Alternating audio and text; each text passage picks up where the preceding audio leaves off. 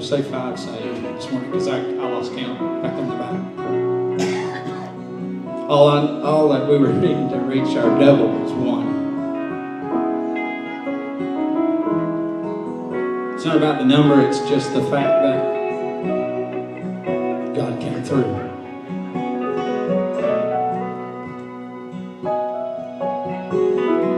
There's good, God-fearing people here that if you want to pray, if you're the person that's dealing with suicide, there ain't a soul left. I don't know if I scared you into thinking I'd call you out. I wouldn't have done it. Well, maybe. I don't know. Depending on how, if you looked at me mean going out the back door. If something happens that you're the one person that suicide, or if that applies to you, you know that I'm in business when I'm talking about it, because I've been there. I've been that 1 in 100 myself, with the pistol laying next to me on the couch. That's why I push it every Sunday. It's not a game. It's no joke. Wives, it could be your husbands. Husbands, it could be your wives. Parents, it could be your kids. It's not a game. Churches have become so numb. I've told it again, I'll tell it now. In our church, there's a lady came and prayed every single Sunday, every Wednesday night. For a long time, people from the church came and prayed with her. We were leading the music. She came and prayed every Sunday, and then finally, church people, you know how we get something becomes so routine and we stop doing nothing. We won't do anything, we won't get up out of our pews, we won't lift our hands to music, we won't show any sign of enjoyment at all that we've got a chance to come to church. Because that's just how routine it becomes for everybody. A lot of folks are examining their walks. I'm glad for that. But this lady came to our church, been there for years. She was a known drug addict. Struggled. Her and her husband both did. But yet on Sunday and Wednesday night, she was in church. She came. She was trying.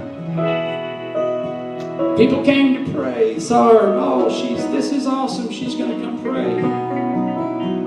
Week after week, she came to pray because, man, she was struggling. Well, people got so numb to it that the numbers of people that were praying started to dwindle down. Like they were preoccupied with something else to do in church other than to pray with someone that they knew was hurting. So what happened? Nobody knew really exactly what she was praying for. They thought it was the addiction issues. The numbers kept dwindling down until finally even the pastor himself was so big in everything that he didn't even feel like he needed to come pray.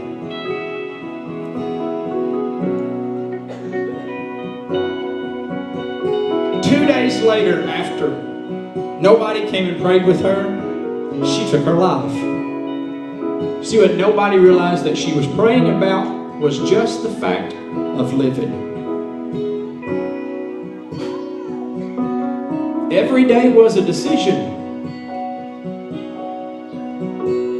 But everybody else, you see, we got all caught up in just doing our thing and not caring. It has nothing to do with who's running this country. I'm the worst political person you could speak to because I have to take care of my own world. My walk with God. No matter who's running this country, they can't tell me how to serve God. If there's any complaints in that department, I go look in the mirror. Because if something ain't right, it's my fault. If I've got some complaining to do, it's in that mirror where the problem's at. So before you leave, you need to talk to me about something. It will not be broadcast to the world. I will not go tell Sister so-and-so to get on the gossip hotline and call Sister Bertha down the road and get it going. You don't even have to tell me what your problems are. I don't need to know. It's all God's. There's folks that share stuff with me that they won't share with anybody else because I don't know them, and that's okay. That's what I'm here for. Young people, I'll pray with you at the back door. Any one of these guys will stop and pray with you. We'll get down on our knees and pray with you. Because there's still a whole bunch of folks that was wanting to pray, and that's all right. But as your pastor comes, we just want to thank you guys for having us. But please be in prayer for us tonight. We have one more stop for this year, and that'll make, I think 218 times that we've set up and took down our sound system. So this year. Can I get an amen? Amen.